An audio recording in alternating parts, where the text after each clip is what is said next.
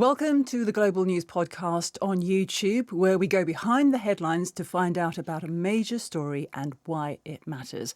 I'm Janat Jalil, and joining me today is our cyber correspondent, Joe Tidy. And Joe, you've managed to speak exclusively to a kingpin in the world of cybercrime. Tell us more about that. Yeah, it's no exaggeration to say that Tank, as he was known, real name, Vyacheslav Penchukov, was one of the top dogs of Russian-speaking cybercrime. And he had this fascinating career of being at the top of a group called the Jabber Zeus crew in the late 2000s. And can you just explain that name for us? Yeah, sure. So the malware that they were using was called Zeus. After the Greek god. Exactly. And it was part of this group of banking Trojans. So what that does is, very sophisticated at the time, they find a way to hack your computer. They were going after medium and small size businesses. And then when you do your banking, business banking, instead of you sending money to the bank, you're sending money to them, and they can come in, they can take that money. So the Jabber bit of the Jabber Zeus crew name comes from the fact that they managed to adapt that Zeus malware to give them a message on a platform called Jabber, a messaging service. So whenever they got into a victim's account, they would have a little ding that comes up on their computer saying, we've got one. And the other thing about Tank is that he had this sort of years off once he'd done the Jabber Zeus crew and they were all arrested. He wasn't. He managed to get away from police. Then he went into, he started a business selling coal, tried to go straight, but then he claims he was being shaken down by the authorities. So he got back into cybercrime. And that's when he got into the kind of stuff that we see today, ransomware, one of the biggest problems in cybersecurity right now. But just tell us how he started, because he started pretty small, didn't he? Yeah, he started as a teenager, which is shocking to some people, but actually, you know, that is where all hackers start. Normally, there's this kind of pathway that we have seen, and I've done lots of stories on sort of English-speaking cybercriminals where they get into gaming. So, you know, a teenage boy normally obsessed with games, and they start learning how to cheat in that game to beat their friends, and then they move from breaking games and hacking games into hacking other things to try and get money and power and infamy, and then on to sometimes serious cybercrime, which is what happened to Penchukov. But I just found that absolutely fascinating when I talked to him, because there is this sort of parallel between, he's Ukrainian, Russian-speaking Ukrainian. He went down the exact same path that we see all the time in English-speaking cybercrime as well. There's this kind of like universal pathway to cybercrime, it seems. And this is what he told me about how he started. We set up fake websites selling fake goods, then use stolen credit card details to buy those products from ourselves. The credit card companies would pay out like it was a real sale. It was a popular trick. Did you ever feel guilty? We didn't think about consequences.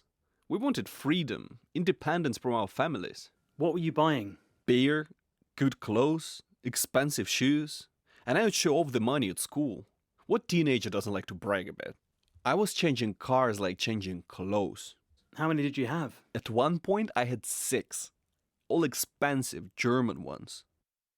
And not only that, Joe, but he was a DJ by night. Yeah, DJ Slava Rich was his DJ name. I think that was a bit of a sort of side hobby, really. He was obviously doing very well in cybercrime by this stage. So he started, what you heard there was him talking about, you know, his... But I think he was about 15, 16, 17. Then he got into the serious stuff like the Jabber Zeus stuff when he was about 20 or so. But yeah, he's had an absolutely enormous career in cybercrime, which has stretched about 15 years and probably more, in fact, when you think about the early things he's talking about there. But now he is facing justice and he's in prison. But it did take a long time, didn't it, for the authorities, including the FBI, to catch him? Yeah, he was on the FBI most wanted list for nearly 10 years. But even before that, 5 years before that, he was part of this big operation, international operation between the UK and Russia and Ukraine and the US to try and take down the Jabber Zeus crew. And they managed to arrest most of the guys from that gang. They went after Slava Penchukov, and he won't admit this. He won't say that this is what happened, but a lot of people in the law enforcement say that he got some sort of tip-off from the authorities when he was in Ukraine and managed to evade capture. And this was in the early 2010s? That's right, yeah. And then one of the fascinating parts of his story, he says that when the heat was on him the most from the Ukrainian authorities, he actually used one of those very expensive cars we just heard about to get away from police in a car chase and evade capture.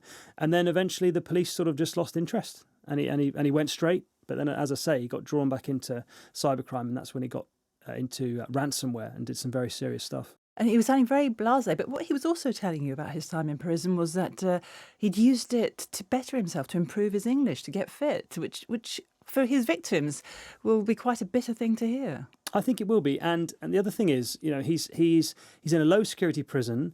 We don't know when he'll be out, but it's an 18-year sentence, but that's 2 9-year sentences served concurrently. And he seems to be in good spirits, good health. He has got a very charming way about him. I have to be honest there. He didn't get to the top of the cybercrime tree in those 2 periods of cybercrime history through his technical skills. It was, and he will admit this, I'm a friendly guy. I make friends, and he's a very personable guy. But in prison, yeah, as you say, he's learning different languages, playing lots of sports. We went there, and he's in his prison fatigues, but he's in good shape, and he clearly spends a lot of time outside. He's still very bitter about being in prison. He knows what he did was wrong, but he doesn't seem to think it was as bad as the US authorities would say. He doesn't seem to have that much remorse really for some of the victims, and we spoke to some of them for our story, and one of them was a sort of mum and pop shop called Lieber's Luggage in Albuquerque, and they had a float of money in their bank which they used for rent and for paying staff, that kind of thing. Not a large amount of money, only $12,000, but the Jabber Zeus gang and tank stole it, and that set off a chain of situations for the family that was extremely stressful. The company survived, but hearing the kind of human impact of that hack really brought home to me that there's a real disconnect between people like Penchukov and other cybercriminals who don't see the victims, they don't feel the anguish of the victims, and the victims themselves who say, no, it's not just money, this is a huge amount of stress.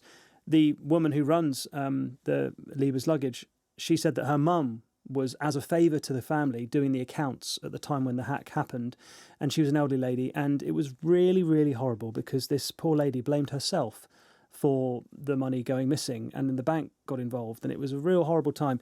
And we put that to him, and he said, well, yes, it's all on insurance. I think the feeling is that Western countries and companies, they can handle it. Doesn't matter, there's no victims here. That's not true. And how about the fact that he was said to have targeted a medical centre in Vermont where lives were potentially put at risk? Yeah, that's another part of his cybercrime history. He vehemently denies that he actually did that. He says that although he pleaded guilty, that was to get a deal, whatever. He says that when he was at that period of time, I think it was 2021, he was one of the leaders of this gang called ICE ID, and they had 150,000 computers around the world which they had hacked, and they were taking it in turns amongst the gang to sort of separate the computers out and find out which ones could be good for ransomware, which ones could be good for phishing attacks, all the different ways that cybercriminals make money. He said that he wasn't aware that a hospital was hit, and he denies that he was involved in that. But the only time he showed any remorse or any regret was when he said that he learned that he and his crew had taken money from a disabled children's charity, which he said that did actually feel pretty bad. The rest of it, though, doesn't seem to be that bothered.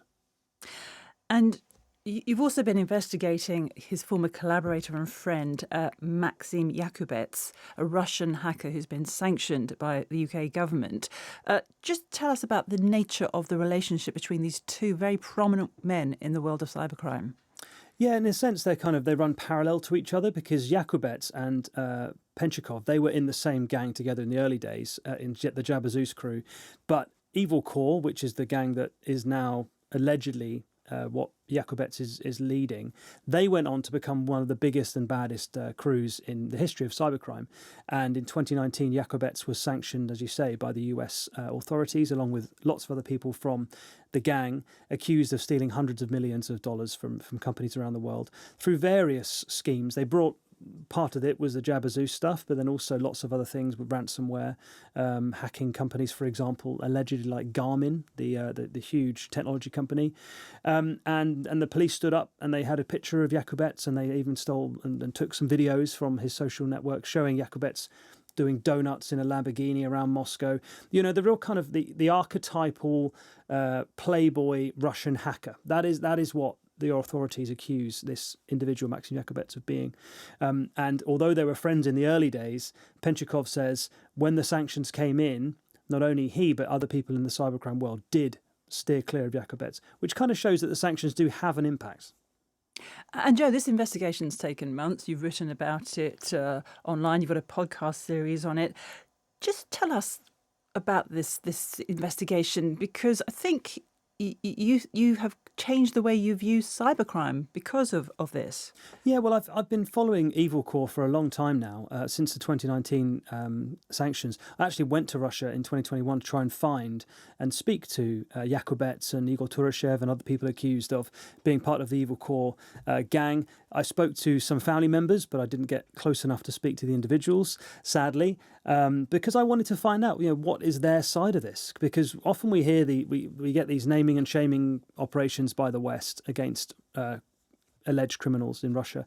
We'll never speak to those individuals. We never hear their side. So I genuinely wanted to hear that. And we went into this podcast series and this investigation with the same attitude. Let's try and get as close as we can to the individuals. That's why it was fantastic that we managed to get Penchukov to talk. It wasn't like we took a lot of work, really. We just sent him a letter and he was like, yeah, all right, I'll talk. He didn't. Why do you think that is? I don't know. I think partly he recognises that he has a very good story to tell. And I think he wants the world to know all the crazy things he did and what he was up to. But also, I think it's a little bit of boredom. I think he's a bit bored in prison. That's the impression that me and the producer got. We went there and it was a very quiet prison in the middle of nowhere. And I think he wanted to have someone to chat to, basically. But yeah, the Evil Corp investigation, I think, there's so much there. And talking to Penchukov really made me think, hang on a minute, there is that, and we've already discussed this, but that kind of massive disconnect between what these groups of hackers that get together in online forums think about the world and what the world thinks about them. They think that what they're doing is us versus the West. There's no victims, but you speak to the victims and it really doesn't impact their lives. Also, that there's that kind of mirror image as well of, okay, so the pathway to cybercrime is the same. No matter what country you're into, it's normally always this universal pathway. And also, a couple of things he said to me made me really understand the ecosystem as well. He talked about how, for example, I think it was 2022, someone hacked a hospital in the Russian-speaking cybercrime communities, and they were bragging about they got $20 million in ransom. And that led to what he describes as a herd mentality, when everyone drops the idea of, oh, we don't go after hospitals. They forget that. The morals and ethics go out the window because someone else has done it. Someone else has broken that taboo. And then suddenly you've got hundreds of hackers all going for hospitals as well to try and recreate that payday. It's that kind of insight that you just don't get because these people are, first of all, very hard to catch. Secondly, they don't want to talk. That was fascinating stuff, Joe. Thank you very much. And you can hear more of that interview and other major news stories on the Global News Podcast. Listen wherever you normally download your podcasts. And if you like this episode, please subscribe to us here on YouTube and let us know any future stories you'd like us to cover in the comments section.